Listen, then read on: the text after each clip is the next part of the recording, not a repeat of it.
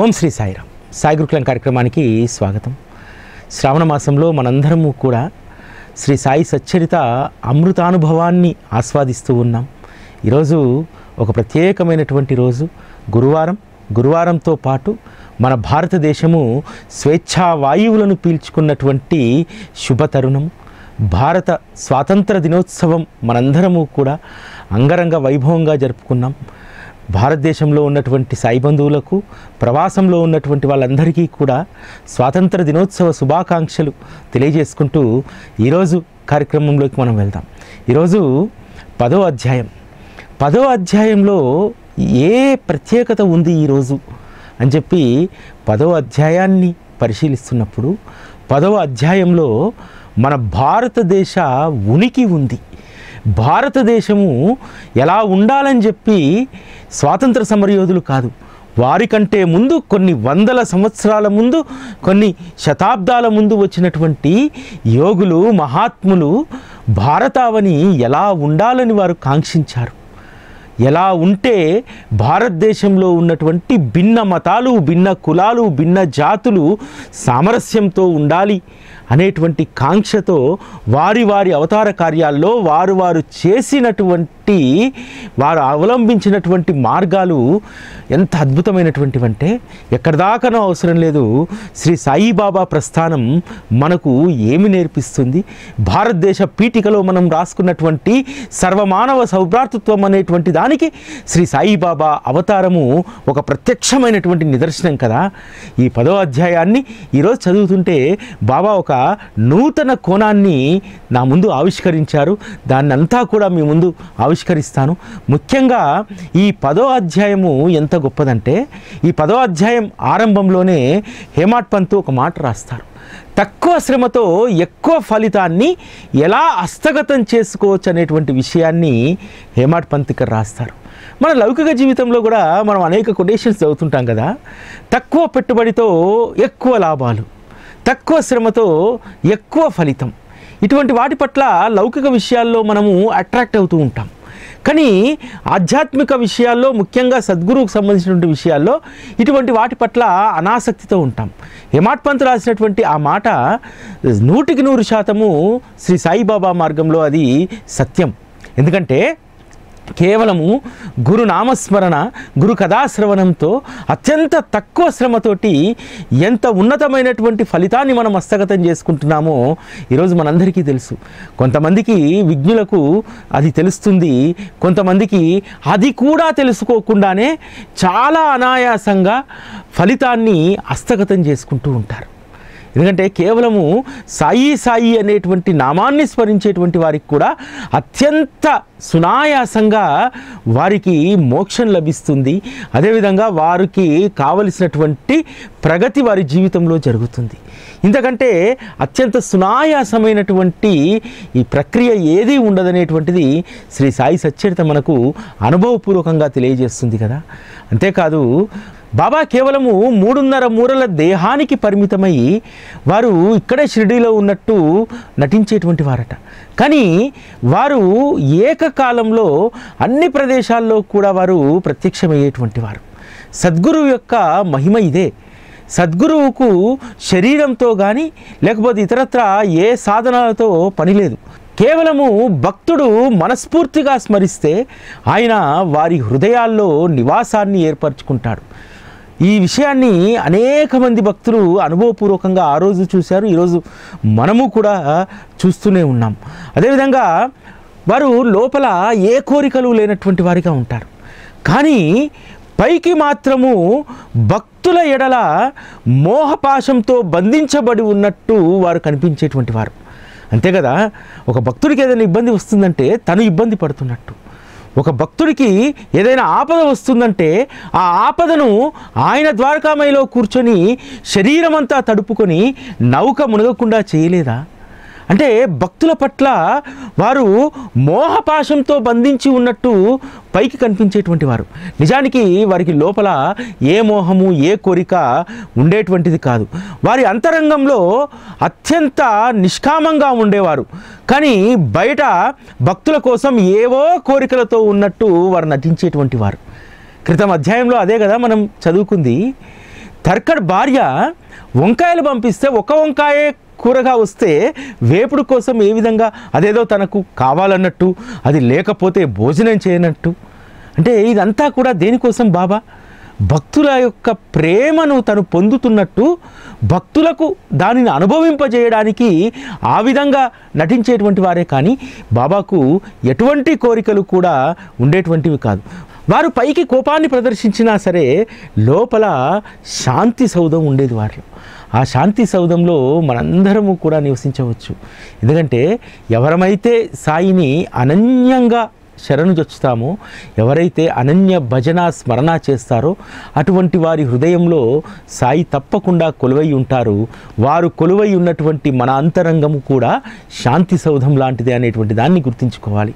ఈ యొక్క అమృతాస్వాదన మన జీవితంలో ఏ చికాకులు ఏ దిగుళ్ళు లేకుండా ఆనందంగా మన జీవితం ముందుకెళ్ళడానికి దోహదపడుతుంది.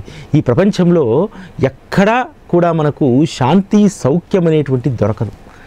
నువ్వు నమ్మినటువంటి నీ మనస్సు స్థిరపడ్డటువంటి భగవంతుడి యొక్క స్మరణలో మాత్రమే అది లభిస్తుందనేటువంటి సత్యాన్ని శ్రీ సాయి సచ్చరిత చెప్తుంది. సచ్చరిత మనకు చెప్పేటువంటి సత్యం ఏమిటంటే సద్గురువు ఒక్కరు మాత్రమే శాశ్వతం. వారి చరణాల వద్ద మన యొక్క దుఃఖాలు కష్టాలు అన్నీ కూడా నిర్మూలమవుతాయి.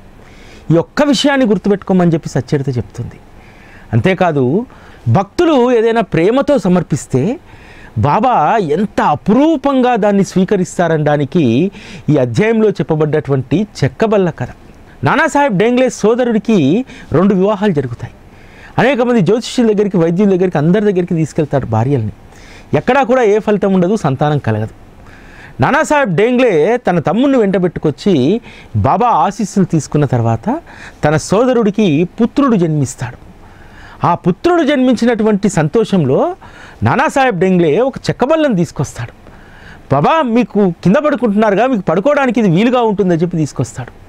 అంటే అక్కడ తన సోదరుడికి కొడుకు పుట్టాడనేటువంటి సంబరంలో తను ఏది ఇస్తున్నాడనేటువంటి దాన్ని కూడా మర్చిపోయాడు. ఎందుకంటే జానడు వెడల్పు ఉన్నటువంటి చెక్కబల్ల పైన ఎవరైనా పడుకుంటారా? 3.5 మూరల పొడుగు ఉంది. బాబా ఆజానుబాహుడు, దానిపైన కాళ్ళు చాపుకొని పండుకోగలుగుతాడా? అయినా సరే డేంగ్లే ప్రేమగా ఇచ్చారు కాబట్టి బాబా దానికి 4 వైపులా గుడ్డపేలుకలను తాడుగా కట్టి మసీదు దూలానికి వేలాడదీసి దానికి 4 వైపులా 4 దీపాలను పెట్టి దానిపై శయనిస్తారు. అసలు ఎలా సాధ్యం అది? ఇక్కడ మనం గమనించాల్సింది ఏంటంటే భక్తుడు చూపెట్టేటువంటి ప్రేమ అది చారుడైనా బారెడైనా ఏదైనా సరే ప్రతిదానిని కూడా నేను స్వీకరిస్తాను, నా భక్తుడిని ఆనందింపజేస్తాను అని చెప్పి బాబా చెప్తారు కదా. అదేవిధంగా డేంగ్లే ఇచ్చినటువంటి ఆ చెక్కబల్ల పైన బాబా 4 దీపాలు పెట్టుకొని పడుకున్నాడు. అంటే భక్తుడి యొక్క ప్రేమను ఏ విధంగా బాబా స్వీకరిస్తాడు? భక్తుడు ఇచ్చినటువంటి దాన్ని దేన్ని కూడా తాను తిరస్కరించను. అది ఉపయోగకరమైంది కాకపోయినా సరే, నిజానికి డేంగ్లే ఇచ్చినటువంటిది పెద్దగా ఉపయోగకరమైనటువంటిది కాదు, అయినా సరే దానిని సద్వినియోగం చేశారు. చివరకు జనులందరూ వచ్చి తీర్థంలాగా చూస్తూ ఉంటే తీసి దాన్ని విరిచి దునిలో వేస్తారు. భక్తుడు ఇచ్చినటువంటి ప్రేమపూర్వకమైనటువంటి దాన్ని బాబా ఎలా స్వీకరిస్తాడు, దాన్ని ఎలా సద్వినియోగపరుస్తారనడానికి ఆ చెక్కబల్ల లీల మనకొక నిదర్శనం. ఈ భారతావనిలో అవతరించినటువంటి మహాత్ముల యొక్క అవతార కార్యం గుప్తంగా వేరే ఉంటుంది. మనం కేవలము శ్రీ సాయిబాబా భక్తుల యొక్క కోరికలు తీర్చడానికి, భక్తులకు అనుగ్రహాలు ఇవ్వడానికే వారి అవతారం అని మనం అనుకుంటాం. కాదు, ఆ యోగుల యొక్క, మహాత్ముల యొక్క, పరమాత్మ యొక్క అవతార లక్ష్యాలు వేరుగా గుప్తంగా ఉంటాయి. 200 సంవత్సరాల క్రితము యవనులు పూర్తిగా భారతదేశాన్ని ఆక్రమిస్తూ ఉంటే భారతదేశ పరిరక్షణ కోసము 200 సంవత్సరాల క్రితము సమర్థ రామదాసు స్వామి ఒక కర్తవ్యాన్ని ఎంచుకున్నారు. ఆ కర్తవ్యం ఏమిటంటే యవనుల నుండి భారతదేశాన్ని రక్షించడానికి శివాజీ మహారాజ్ అనేటువంటి వ్యక్తిని ఒక సాధనంగా చేసుకొని వారి ద్వారా యవనుల నుండి ఈ రాజ్యాన్ని రక్షించి సుభిక్షం చేశారు సమర్థ రామదాస్ స్వామి. సమర్థ రామదాసు స్వామి అవతార కార్యం పూర్తయినటువంటి 200 సంవత్సరాల తర్వాత పరిస్థితులు మారిపోయాయి. ఇప్పుడు యవనులు ఆక్రమించుకోవడానికి రాజ్యం లేదు. భారతదేశం అంతా కూడా ఆంగ్లేయుల హస్తగతమై ఉంది. ఆంగ్లేయుల హస్తగతంలో పరస్పరం ప్రేమ కలిగినటువంటి ఒకే తల్లి బిడ్డలుగా ఉన్నటువంటి 2 మతాల వారి మధ్య అనేక చీలికలు వస్తే ఆ చీలికలను తొలగించడానికి, ఐక్యమత్యము అదేవిధంగా సర్వమానవ సౌభ్రాతృత్వాన్ని సాధించడానికి వచ్చినటువంటి అవతారమే శ్రీ సాయిబాబా. శ్రీ సాయిబాబా కేవలము ఒక మతానికి, ఒక ధర్మానికి సంబంధించినటువంటి వారు ఎందుకు కాదు అనంటే, వారు ఒక మతాన్ని, ఒక ధర్మాన్ని ఉద్ధరించడానికి వచ్చినటువంటి వారు కాదు. ఆ రోజు భారతదేశంలో ఉన్నటువంటి పరిస్థితులు, భవిష్యత్తులో రాబోయేటువంటి అనేక విపరీత ధోరణులను దృష్టిలో ఉంచుకొని మానవుల మధ్య మానవత్వాన్ని పెంపొందించడానికి, సౌభ్రాతృత్వాన్ని పెంపొందించడానికి అవతరించినటువంటి అవతారము శ్రీ సాయిబాబా. వారి అవతార కార్యంలో మొదటి నుండి కూడా వారు చేస్తున్నటువంటిది ఏమిటి? మనుషుల మధ్యల సఖ్యత. వారికి ఒక మతం పట్ల ప్రేమ లేదు, ఒక ధర్మం పట్ల ద్వేషము లేదు. భారతదేశం ఎలా ఉండాలనుకున్నారో, భారతదేశంలో ఉన్నటువంటి జనులందరూ కూడా ఎంత సఖ్యతతో ఉండాలో వారు అవతార కార్యంలో వారు చూయించారు. 2 వర్గాల మధ్య వచ్చినటువంటి చీలికలను పూడ్చడానికి బాబా వారి అవతార ప్రస్థానాన్ని కొనసాగించారు. వారి సహచర్యంలో హిందూ ముస్లింలు ఐక్యంగానే ఉన్నారు. వారు రాముణ్ణి, రహీముణ్ణి సమానంగా చూసేటువంటి వారు. రాముణ్ణి, రహీమును ఇద్దరిని ప్రేమించేటువంటి వారిని శ్రీ సాయిబాబా ప్రేమించేటువంటి వారు. అందువల్ల రాముడికి, రహీంకు భేదం లేదని చెప్పి తెలియజెప్పారు.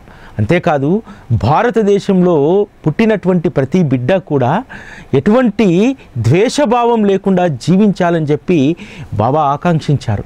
ఈరోజు 90% భారతదేశంలో ఉన్నటువంటి 90% జనులకు ఇదే భావన ఉంటుంది. ఈరోజు మనము ఒక కమ్యూనిటీలో నివసిస్తుంటే, ఒక అపార్ట్మెంట్లో నివసిస్తుంటే, మన ఇంట్లో పండగ జరిగితే మనము పాయసాన్ని వారికి ఇవ్వమా? మహమ్మదీయులకు వారింట్లో రంజాన్ జరిగితే షీర్ కుర్మా మనకు పంపించరా? ఈరోజు జరుగుతున్నటువంటిది కాదా? ఈ సౌభ్రాతృత్వం ఎలా వచ్చింది? అన్ని ధర్మాలను, మతాలను సమానంగా చూడు, నీతోటి ఉన్నటువంటి వాళ్ళు నీ సోదరులే అనేటువంటి భావన శ్రీ సాయిబాబా తన భక్తుల్లో కల్పించకపోతే ఈరోజు కూడా భారతదేశము మత ఘర్షణల్లో, మత విధ్వంసంలో పూర్తిగా సర్వనాశనమైపోయి ఉండేది. ఈరోజు భారతదేశం అంతో ఇంతో సౌభ్రాతృత్వంతో ఉంది అనంటే, అందరము కూడా సమానంగా ప్రేమించగలిగేటువంటి స్థితిలో మనం ఉన్నామంటే కేవలం బాబా మార్గం మాత్రమే. ఈరోజు 100 మందిలో ఖచ్చితంగా 70 మంది బాబా ఆరాధన చేస్తున్నటువంటి వారు, బాబా అంటే ఇష్టపడేటువంటి వారు. మరి సద్గురువుని ఇష్టపడ్డటువంటి వారు సద్గురువు యొక్క స్వభావానికి విరుద్ధంగా ప్రవర్తించరు కదా. అందుకనే ఈరోజు భారతదేశంలో ఈరోజు ఇంత శాంతి, సౌఖ్యం, సమానత్వం, ఎటువంటి అలజడులు లేకుండా మనం ఉన్నామంటే కేవలం బాబా తనను ఆశ్రయించినటువంటి బిడ్డలకు నేర్పినటువంటి పాఠం. ఈరోజు అందరూ కూడా ఒక ఆత్మ పరిశీలన చేసుకోవాలి. బాబా మతం, జాతి గురించి అడిగేటువంటి వాళ్ళు ఒక ఆత్మ పరిశీలన చేసుకోవాలి. ఈరోజు భారతదేశంలో ఏ ధర్మం వాళ్ళు ఆ ధర్మంలో శాంతిగా జీవిస్తున్నారంటే కేవలం బాబా యొక్క కృప అని చెప్పి అందరూ కూడా తెలుసుకోవాలి. భారతదేశానికి స్వాతంత్రము గాంధీజీ ధరించినటువంటి అహింస అనేటువంటి ఆయుధం ద్వారా వచ్చింది. ఆ వచ్చినటువంటి స్వతంత్రాన్ని శ్రీ సాయిబాబా అనేటువంటి ఒక నిశ్శబ్ద విప్లవం, ఆ నిశ్శబ్ద విప్లవం ఎంత గొప్పదంటే మనస్సుల్లో దూరి, మనస్సుకు మాట ఉండదు, మనస్సు మూగగానే ఉంటుంది. ఆ మనస్సుల్లో దూరి నీ యొక్క ప్రవర్తన ఇలా ఉండాలి, సౌభ్రాతృత్వం అంటే ఏమిటి, మనం ఎలా బ్రతకాలి, మన జాతి గౌరవాన్ని ఎలా పెంచాలనేటువంటిది శ్రీ సాయిబాబా తత్వం ఈరోజు ప్రతి భక్తుడి హృదయంలో కొలువై ఉంది. కాబట్టి భారతదేశం ఇంత అద్భుతంగా ఉంది. ఈరోజు నాకు ఎప్పుడూ కూడా మేము హై స్కూల్లో, ఇంటర్మీడియట్లో ఒక పాట పాడుకునేటువంటి వాళ్ళం. ఈరోజు ఈ అధ్యాయం చదువుతున్నప్పుడు ఆ రోజు పాడినటువంటి పాట బాబా ఆకాంక్షేమో అని చెప్పి నాకు గుర్తొచ్చేది. ఎంత అద్భుతమైనటువంటి పాట అంటే, భారతదేశం మన జన్మ ప్రదేశం, భారత ఖండం ఒక అమృత భాండం, భారతదేశం మన జన్మ ప్రదేశం, భారత ఖండం ఒక అమృత భాండం. నిర్మల సురగంగాజల సంగమ క్షేత్రం, నిర్మల సురగంగాజల సంగమ క్షేత్రం, రంగుల హరివిల్లుల విరసిల్లిన నిలయం. భారతదేశం మన జన్మ ప్రదేశం, భారత ఖండం అమృత భాండం. ధీర పుణ్య చరితలున్న ఆలయ శిఖరం, సత్యధర్మ శాంతులున్న ప్రేమ కుటీరం. భారతదేశం నా జన్మ ప్రదేశం, భారత ఖండం ఒక అమృత భాండం. ఎస్, ఈరోజు మనం అందరం కూడా ఆశ్రయించినటువంటి చరిత్ర ఎంత గొప్పదంటే అది ధీర పుణ్య చరితలున్న ఆలయ శిఖరం, సత్యధర్మ శాంతులున్న ప్రేమ కుటీరం. మన సాయి చరితం శ్రీ సచ్చరితం. ఇదే కదా సచ్చరితలో ఉన్నటువంటిది. సచ్చరిత ఎంత గొప్పదంటే ధీర పుణ్య చరిత ఇది. నేను క్రితం ఎపిసోడ్లో కూడా చెప్పాను, బాబా మనకి ఏం ఇస్తుందంటే ధైర్యాన్ని ఇస్తాడు, ధీరత్వాన్ని ఇస్తాడు. దేని ద్వారా ఇస్తాడు? వారి యొక్క పుణ్య చరితామృతం ద్వారా మనకిస్తారు.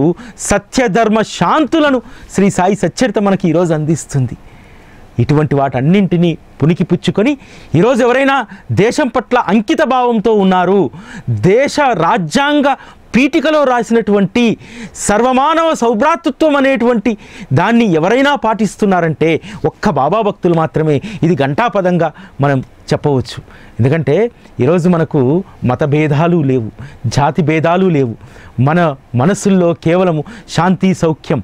ఇతరులు ఎవరైనా సరే భగవంతుణ్ణి ప్రేమిస్తే వారిని మనం ఆదరించి ప్రేమించేటువంటి గుణం బాబా తనను ఆశ్రయించినటువంటి బిడ్డలకి ఇచ్చారు. భారతదేశము ఒక అద్భుతమైనటువంటి జాతి నిర్మాణంతో కూడుకున్నటువంటిది. మనం అందరము కూడా గర్వంగా భారతీయులమని మనం చెప్పుకుంటాం. కానీ ఆ భారతీయులమని చెప్పుకునేటువంటి ఈ దేశంలో అనేక జాతులు ఉన్నాయి. కాశ్మీర్ నుంచి కన్యాకుమారి వరకు అనేక జాతులు, అనేక మతాలు, అనేక సంస్కృతులు, అనేక కులాలు ఉన్నా సరే మనందరము కూడా ఒక జాతి బిడ్డలం, ఆ భరతమాత బిడ్డలం అని చెప్పి మనం చెప్పుకుంటాం. సద్గురువు కూడా అదే ఆశించాడు. బాబా యొక్క తత్వాన్ని మనం సమూలంగా గ్రహిస్తే బాబా చెప్పినటువంటి బోధనల్లో సమానత్వం ఉంది, సౌభ్రాతృత్వం ఉంది, ప్రేమ ఉంది, కరుణ ఉంది. నీ దేశం పట్ల ప్రేమ కూడా ఈ శ్రీ సాయి సచ్చరితలో మనకు బోధించారు. భారతదేశానికి సంబంధించినటువంటి రాజ్యాంగాన్ని, భారతదేశ చరిత్రను ఎంతమంది చదివిరో నాకు తెలియదు. కానీ అంతకంటే రెట్టింపు సంఖ్యలో భారతదేశ ఔన్నత్యాన్ని, భారతదేశంలో మనం ఎలా ఉండాలి, భిన్న మతాలు భిన్న జాతులు ఉన్నప్పుడు మనం ఎలా జీవించాలనేటువంటిది శ్రీ సాయి సచ్చరిత మనకు నేర్పిస్తుంది. అందుకనే ఈరోజు బాబాను ఆశ్రయించినటువంటి 70% మంది మనం సౌభ్రాతృత్వంతో, సమానత్వంతో, దేశం పట్ల గౌరవంతో ఉన్నాం. కాబట్టి ఈరోజు దేశ గౌరవము దిగంతాలకు అంటింది, దిగంతాలకు వ్యాప్తించి ప్రపంచంలో ఒక ప్రత్యేకమైనటువంటి స్థానాన్ని భారతదేశం సంపాదించుకుంది. సమానత్వము, సౌభ్రాతృత్వము లేనటువంటి జాతి అహంకారం ఎందుకు పనికొస్తుంది? మత అహంకారం ఎందుకు పనికొస్తుంది? ధర్మ అహంకారం ఎందుకు పనికొస్తుంది? ఇంకా వినాశనానికే తప్ప ఎందుకు అది పనిచేయదనేటువంటిది అనేక సందర్భాల్లో అది రుజువైంది కదా. కేవలం ఒక ధర్మం పట్ల, ఒక కులం పట్ల, ఒక జాతి పట్ల మాత్రమే మనం ప్రేమను పెంచుకొని ఇతరుల పట్ల ద్వేషాన్ని పెంచుకుంటే భారతదేశ కీర్తి ఏమవుతుంది? భారతదేశ కీర్తి ఈరోజు ఉన్నత శిఖరాలకు వెళ్ళడానికి ఈరోజు అనేక మంది బాబా భక్తుల్లో ఉన్నటువంటి ఈ సామరస్యత, ఈ సారూప్యత ఇవన్నీ కూడా దోహదపడ్డాయని దానిలో ఏమాత్రం కూడా సందేహం లేదు. కానీ ఒక్కొక్కసారి కొంతమందిని చూస్తే జాలేస్తుంది.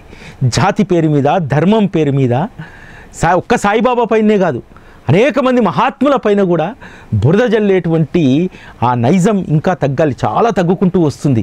నాకు తెలిసి ఇప్పటికీ ఒక 0.1% కూడా లేదు వాళ్ళ సంఖ్య. ఎందుకంటే కేవలం ఈరోజు ఒక సోషల్ మీడియా వచ్చింది కాబట్టి ఏదో బురద జల్లాలి కాబట్టి మాట్లాడుకుంటూ వెళ్తున్నారు. కానీ విషయం ఏమిటంటే వాళ్ళు చేసేటువంటి వ్యాఖ్యల వల్ల వారు ఎవరిపైన బురద జల్లుతున్నారు. నువ్వు హిందూ అయితే బాబాను ఆశ్రయించినటువంటి సాటి హిందువు పైన బురద జల్లుతున్నావు కదా, సాటి నీ జాతికి సంబంధించినటువంటి వాడిని నువ్వు అవమానిస్తున్నావు కదా. ఎవరిని నువ్వు అవమానిస్తున్నావు? ఎవరికి అగౌరవాన్ని తీసుకొచ్చి పెడుతున్నాం? నా జాతి, నా భారతదేశం అని మాట్లాడేటువంటి నీవు మళ్ళీ ఏ జాతిని, ఏ దేశాన్ని, ఏ దేశంలో ఉన్నటువంటి జనులను నువ్వు అవమానిస్తున్నావు. ఇటువంటి అజ్ఞానం నుంచి జ్ఞాన తీరానికి చేర్చేటువంటి వారే సద్గురువు. ఎవరైతే ఈరోజు మాట్లాడుతున్నారో జాతి, మతం, కులం అని చెప్పి, వారు సద్గురువును ఆశ్రయించకపోవడం వల్ల, వారు దురదృష్టులు కావడం వల్ల అటువంటి అజ్ఞానాన్ని వారు మూటగట్టుకుంటున్నారు. అందుకనే సిరివెన్నెల సీతారామశాస్త్రి గారు అద్భుతమైనటువంటి పాట రాశారు. అర్ధశతాబ్దపు అజ్ఞానాన్ని స్వతంత్రమందామా, వజ్రోత్సవాలు చేద్దామా, కులాల కోసం గుంపులు కడుతూ, మతాల కోసం మంటలు లేపుతూ, ఎక్కడ లేని తెగువను చూపి తగువుకు లేస్తామే, జనులు తలలర్పిస్తారే. అంతే కదా. దేనికోసం? దేశం కోసం నువ్వు ఏమి చేయాలి? దేశం కోసం నీ జీవితాన్ని త్యాగం చేయాలి.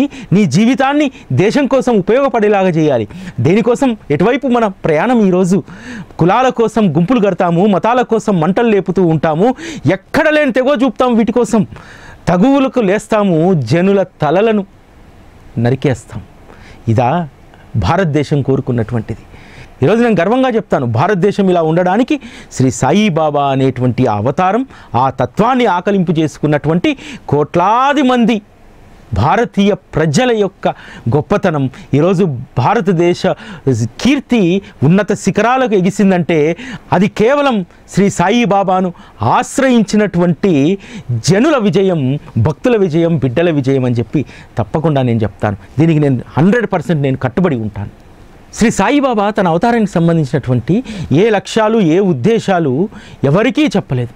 వారు చేయదలుచుకున్నటువంటి దాన్ని చాలా నిగూఢంగా చేశారు. ఆ రోజు తనను ఆశ్రయించినటువంటి బిడ్డల మధ్య సఖ్యతను పెంచారు. అంతేకాదు, వారి యొక్క సద్గురుతత్వం ఎంత గొప్పదంటే, ఏ కోరికలు లేని నిర్వికల్ప చిత్తస్థితి మరియు నివృత్తి వచ్చి వారి వద్ద ఉండేవి. తంబుర, చిడతలు ఇవన్నీ పట్టుకొని రకరకాల గారడీలు చేస్తూ శిష్యులను ఆకర్షించుకోవడానికి అనేక మంది ప్రయత్నం చేసేటువంటి వారు. కానీ బాబా ఏ గారడీ చేయలేదు, ఎవరిని ప్రత్యేకంగా తన వద్దకు రమ్మనలేదు. వచ్చినటువంటి వారిని ఎవరిని కూడా మొదటి శ్రేణి, ఉన్నత శ్రేణి, రెండో శ్రేణి, ద్వితీయ శ్రేణి అని చెప్పి ఎప్పుడూ కూడా వారు భావించలేదు. తన వద్దకు వచ్చినటువంటి వారికి పరిణితి ఉన్నా లేకున్నా, జ్ఞానులైనా అజ్ఞానులైనా అందరినీ ఒకే రకంగా చూశారు. అందుకనే ఈరోజు భారతదేశంలో సద్గురు అనగానే గుర్తొచ్చేటువంటిది ఒక్క శ్రీ సాయిబాబా మాత్రమే. ఇక్కడికి ఇంకొక విషయం చెప్పాలి. కలియుగంలో మాయ ఈవెన్ గురువులు రూపంలో కూడా వస్తుంది. సచ్చరితలోనే రాస్తారు, అనేక మంది గురువులు శిష్యులను చేరదీసి డబ్బు కొరకు బలవంతంగా చెవుల్లో మంత్రాలను ఊదుతారు.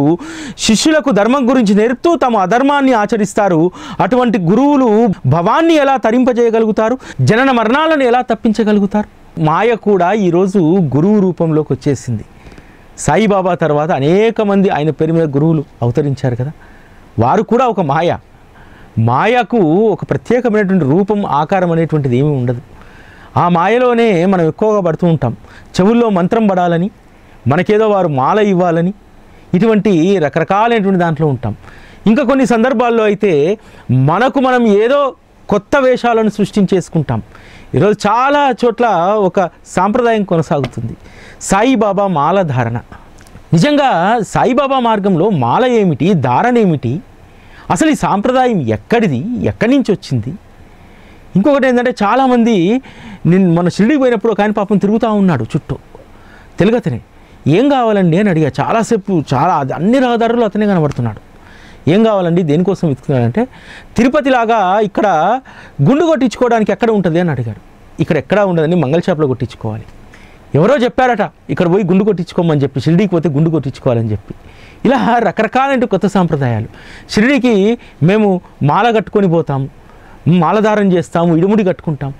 అయ్యప్ప స్వామి ఇడుముడి అంటే ఆ ఇడుముడికి ఒక సాంప్రదాయం ఉంది, దానికి ఒక ముడి ఉంది, దానికి ఒక ఆచారం ఉంది, అన్నీ ఉన్నాయి, దానికి ఒక మంత్రం ఉంది, తంత్రం ఉంది. అక్కడ అది కావాలి, ఇక్కడెక్కడిది?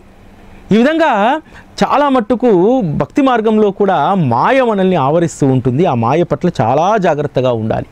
ఈ మాలధారణ ప్రోత్సహించేటువంటి వారికి నా పైన కోపం రావచ్చు, నన్ను నిందించవచ్చు, నాకేమీ అభ్యంతరం లేదు. ఎందుకంటే నేను చెప్తున్నటువంటి సచ్చరిత ప్రామాణికంగా చెప్తున్నాను. నేను అవమానంగా తీసుకోను. సచ్చరితను అవమానించినట్టు వారు నన్ను అవమానించినట్టు గారు. సచ్చరితలో చక్కగా 10వ అధ్యాయంలో 61వ ఓవి నుంచి చాలా స్పష్టంగా రాశారు. గురువు అనేటువంటి వారు ఎలా ఉంటారు, సద్గురువు మార్గం ఎలా ఉంటుంది అనేటువంటిది దయచేసి దాన్ని అందరూ చదువుకుంటే అర్థమవుతుంది. బాబాను ఎలా ప్రేమించాలి, బాబాకు ఎలా దగ్గర కావాలి, బాబా పట్ల ఎలా ప్రేమను జనింపజేసుకోవాలనేటువంటిది ఆ రోజు ఉన్నటువంటి భక్తులు, ముఖ్యంగా ఆ రోజు షిరిడీలో ఉన్నటువంటి జనులను చూస్తే అర్థమవుతుంది. అందుకనే 10వ అధ్యాయంలో రాస్తారు హేమాడ్ పంత్, షిరిడీ ప్రజలు ఎంత ధన్యులు, వారు చేసేటువంటి పనుల్లో, వంట పనిలో, ఇసిరేటువంటి పనుల్లో, ధాన్యం దంచేటువంటి పనుల్లో ఎప్పుడూ కూడా బాబా నామస్మరణే ఉండేది. వారికి బాబా తప్ప మరొక దైవం వారు ఎరగరు అనేటువంటి విషయాన్ని, అంటే సద్గురువును ఆశ్రయించిన తర్వాత సద్గురువు తప్ప మరొక దైవం ఎరగనటువంటి స్థితిని ఆ రోజు షిరిడీ గ్రామస్తులు పొందారు కదా. ఆ స్థితి ఎంత ఉన్నతమైనటువంటిది అనేటువంటిది మనం గ్రహించాలి. ఆ రోజు వాళ్ళు ఎవరు కూడా బాబా ఎక్కడ ఉంటున్నారు, ఎక్కడి నుంచి వచ్చారు, వారి ధర్మం ఏమిటి, ఎందుకంటే షిరిడీలో ఉన్నటువంటి ప్రజలు ఆ రోజు బాబాను ఆశ్రయించినటువంటి వాళ్ళు ఎక్కువగా ధర్మాన్ని పాటించేటువంటి వారు, అదేవిధంగా అనేక దేవతా ఆరాధనలు చేసేటువంటి వారు. కానీ బాబా వచ్చిన తర్వాత వారి చిత్తం, భజన అంతా కూడా బాబా వైపే మళ్ళీపోయింది. హేమాడ్ పంతు ఇక్కడ ఒక మాట రాస్తారు, అంటే సద్గురువు యొక్క జాతి మతాలను ఎవ్వరము కూడా చూడలేము. అందుకు నిదర్శనం ఏమిటంటే హనుమంతుని యొక్క కౌపీనం అతని తల్లికి, రామునికి మాత్రమే కనిపించాయి. మరి అతని బ్రహ్మచర్యాన్ని ఎలా పోల్చగలం? ఆ ఇంద్రియాన్ని తల్లియే చూడలేదు, అటువంటప్పుడు అది ఇతరులకు ఎలా కనిపిస్తుంది? బాబా యొక్క బ్రహ్మచర్యము పరమ కఠినమైనటువంటిది. అంతే కదా, హనుమంతుని యొక్క ఇంద్రియాన్నే తల్లి చూడలేదు, కేవలం కౌపినాన్ని మాత్రమే చూసింది. తల్లికే కనిపించని ఇంద్రియం జనాలకు ఏ విధంగా కనిపిస్తుంది? అదేవిధంగా బాబా ఏ మతం, ఏ జాతి అని చెప్పి మనం ఎలా రూఢి చేయగలుగుతాం? వారు మతాలకు, జాతికి అతీతంగా కేవలం మానవులను ఉద్ధరించడానికి, వారి మధ్య సౌభ్రాతృత్వాన్ని పెంచడానికి వచ్చినటువంటి అవతారమే తప్ప మరొకటి కాదనేటువంటి విషయం మనకు శ్రీ సాయి సచ్చరిత తెలియజేస్తుంది. బాబాకు ఉన్నటువంటి అసలైనటువంటి సుగుణం ఏమిటో తెలుసా? తన భక్తుడు ఏమాత్రం వెదపడినా, బాధపడినా వారు అస్సలు తట్టుకునేటువంటి వారు కాదు. శ్రీ సాయి సచ్చరితలో హేమాడ్ పంత్ రాస్తారు, వారి హృదయము నవనీతం వలె అత్యంత మృదువైనటువంటిది. తాపం తగిలితే వెన్న ఏ విధంగా ద్రవిస్తుందో అదేవిధంగా వారి భక్తులకు ఏదైనా ఆపద కలిగితే వారి హృదయం ద్రవించిపోతుందట. అందుకనే తన భక్తుల రక్షణ కోసం ఎప్పుడూ కూడా బాబా అప్రమత్తంగా ఉంటారు. భక్తుడికి ఏదైనా తాపం తగిలితే దాన్ని భరించినటువంటి బాబా మాత్రం ఒక సాధారణమైనటువంటి కఫ్నీని ధరించి, తలకు ఒక వస్త్రాన్ని కట్టుకొని ఒక సాధారణమైనటువంటి జీవితాన్ని గడిపారు. వారిని ఈ చలి, ఎండ, వేడి ఇవేవి తాకినా సరే వారు మాత్రం అసలు చెల్లించలేదు, వారు మాత్రం బాధపడలేదు. వారు కేవలం కూర్చోవడానికి ఒక గోనపట్టెను మాత్రమే వారు వినియోగించేటువంటి వారు. ఇక్కడ వారికి సింహాసనం అవసరం లేదు. వారు సింహాసనం పైన కూర్చుంటే ఇబ్బంది పడతారు, అది వారికి అసౌకర్యం. వారికి సౌకర్యం కేవలం గోనపట్ట మాత్రమే అనేటువంటి విషయాన్ని ఇక్కడ రాస్తారు. నిజంగా ఎవరికైనా సరే సుఖంగా వెనకకు ఒరిగి కూర్చునేటువంటి సింహాసనం ఉంటే హాయి కదా, అటువంటి సుఖాన్ని కోరుకుంటారు కదా అందరూ. ఈరోజు మనం ఎక్కడైనా భగవంతుని గురించి, లీల గురించి చెప్పాలన్నా, భగవంతుని కథ చెప్పాలన్నా కాస్త సౌఖ్యంగా ఉండేటువంటి కుర్చీ ఉంటే బాగుంటుంది అనుకుంటాం, ఒక అరగంటకు, గంటకు. కానీ బాబా సంవత్సరాల తరబడి అదే గోనపట్టె పైన కూర్చొని కేవలం వీపును వెనక గోడకు బల్లీసుకు ఆనిచి కూర్చునేటువంటి వారు. అది ఎలా సాధ్యమైంది? నిజంగా వారి యొక్క నిష్టకు, వారు ఏ నిష్టనైతే పెట్టుకున్నారో దానికి ప్రతిరూపం వారు ఎప్పుడూ కూడా గోనెపట్ట పైన మాత్రమే కూర్చునేటువంటి స్థితి. మనం కూడా మన జీవితంలో ఏ నిష్టనైతే ఏర్పాటు చేసుకున్నామో జీవిత పర్యంతం అదే నిష్టతోటి, అదే నిబద్ధతతోటి మనం ఉండాలనేటువంటిది అది సూచిస్తూ ఉంది. ఈ అధ్యాయం ఆరంభంలో హేమాడ్ పంత్ చెప్పినటువంటి మాట, తక్కువ శ్రమతో ఎక్కువ ఫలితం. దానిని జనులు ఎందుకు ఆచరించరు అనేటువంటి సంశయాన్ని కూడా ఇక్కడ వ్యక్తం చేస్తారు. చిన్న ఉపాయాలతో ఎక్కువ లాభం కలుగుతున్నప్పుడు ఎందుకు దాన్ని జనులు విస్మరిస్తారు అనేటువంటి సంశయాన్ని హేమాడ్ పంత్ ఇక్కడ చెప్తారు. ఒకే ఒక మాట రాస్తారు హేమాడ్ పంత్, అనేక చాతుర్యాలను వీడి సాయి సాయి అని స్మరించండి, మీరు తరిస్తారు, ఇందులో ఏమాత్రం కూడా సందేహం లేదు. ఇవి నా మాటలు కావు, బాబా నోటి నుండి జాలువారినటువంటి గంభీర వచనాలవి. ఇవి నిరర్ధకమని చెప్పి భావించకండి, వీటికి వెలకట్టకండి. ఇవి అమూల్యమైనటువంటివి. చెడు సావాసం మంచిది కాదు, ఇది అనేక దుఃఖాలకు నిలయం. తెలియకుండానే సుఖప్రదమైనటువంటి మార్గం నుండి మరలించి చెడు మార్గాన్ని అది పట్టిస్తుంది. ఒక్క సాయినాథుడి యొక్క సాంగత్యం మాత్రమే మనల్ని రక్షించగలుగుతుంది. ఎందుకంటే చెడు సావాసం ఎంత దారుణమైనటువంటిదంటే మనల్ని మంచి మార్గంలో నుంచి అత్యంత త్వరగా చెడు మార్గంలోకి పెడుతుంది. కానీ శ్రీ సాయి సద్గురువు సాంగత్యం మాత్రం ఎప్పుడూ కూడా మనల్ని రక్షిస్తుంది. మనము సన్మార్గంలో ఉండాలంటే ఒక్క సాయి సత్సంగం మాత్రమే మనకు సాధనం. దాన్ని మించినటువంటి సాధనే లేదు. నిత్యం సత్సంగం చేయండి. ఇతర సాంగత్యాలు దోషపూరితమైనవి. శరీరాన్నంతటిని నిర్మలం చేసేది ఏ దోషాలు లేనటువంటిది ఒక సత్సంగం మాత్రమే. సత్సంగం శరీరం పైన ప్రీతిని, అభిమానాన్ని తొలగిస్తుంది. ఒక్కసారి దాని పట్ల శ్రద్ధ కలిగితే దాని బలవత్తర శక్తి వల్ల తప్పక సంసారం నుండి విముక్తి కలుగుతుంది. భాగ్యవశాత్తు సత్సంగం లభించిందా, ఉపదేశాలను సహజంగా గ్రహించవచ్చు. చెడు సావాసాలన్నీ తొలగిపోయి మనస్సు నిశ్చల స్థితితో రమిస్తుంది. పరమార్థంలో ప్రవేశించడానికి విషయ సుఖాలయందు విరక్తికి ఒకే ఒక ఉపాయం సత్సంగాన్ని ఆశ్రయించడం. సత్సంగాన్ని ఆశ్రయించినటువంటి మీరందరూ కూడా ధన్యులు. ఇంత అద్భుతమైనటువంటి సత్సంగాన్ని మనకు అందిస్తున్నటువంటి శ్రీ సాయినాథుని ప్రతిరూపం సాయి టీవీకి కూడా మనం ప్రత్యేకమైనటువంటి కృతజ్ఞతలు, ధన్యవాదాలు తెలియజేయాలి. మరొక 4-5 రోజుల్లో సాయి టీవీ 9వ వార్షికోత్సవాన్ని మనం జరుపుకోబోతున్నాం. రేపు ఆడబిడ్డలకు ఎంతో ఇష్టమైనటువంటి రోజు వరలక్ష్మీ వ్రతం, శ్రావణ శుక్రవారం. ఆ రోజు ఎంతోమంది భక్తి శ్రద్ధలతోటి అమ్మవారిని కొలుచుకుంటారు. ఇక్కడ ఉన్నటువంటి వరాల సాయి మీ అందరికీ కూడా వరలక్ష్మి కటాక్షాన్ని అందించడానికి రేపు షిరిడీలో లక్ష్మీ మందిరంలో వరలక్ష్మి పూజ, అదేవిధంగా నవవిధ భక్తికి సంబంధించినటువంటి పూజ అక్కడ జరుగుతుంది. ఇది సాయి టీవీ వార్షికోత్సవం సందర్భంగా జరుగుతుంది. బాబాకు ఆడబిడ్డలంటే ఎంత ప్రేమంటే వారి కోసము ప్రత్యేకంగా, ఎందుకంటే మనము వార్షికోత్సవం రోజు ఇక్కడ చేసుకోవచ్చు పూజ, కానీ ప్రతి సంవత్సరము కూడా కరోనా తర్వాత సెకండ్ వేవ్ కంటే ముందు కూడా అక్కడ వరలక్ష్మి వ్రతం రోజు మీ గోత్రనామాలతో పూజ చేయబడ్డది. మీ అందరి యొక్క సంకల్పాలు నెరవేర్చడానికి, మీ అందరికీ కూడా వరలక్ష్మి వ్రత ఫలితాన్ని మీకు అందించడానికి బాబా రేపు షిరిడీలో పూజను తలపెట్టారు.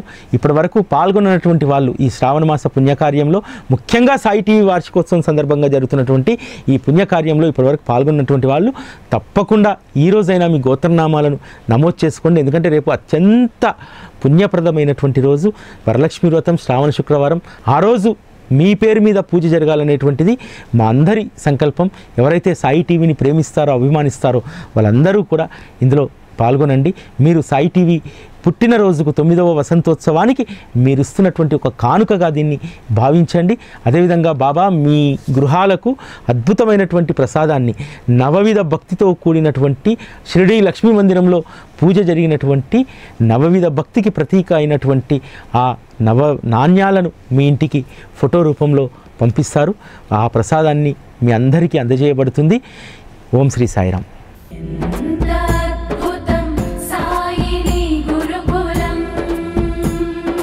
శిక్షణే తప్ప శిక్షలు లేని శరణాగతి సౌదం.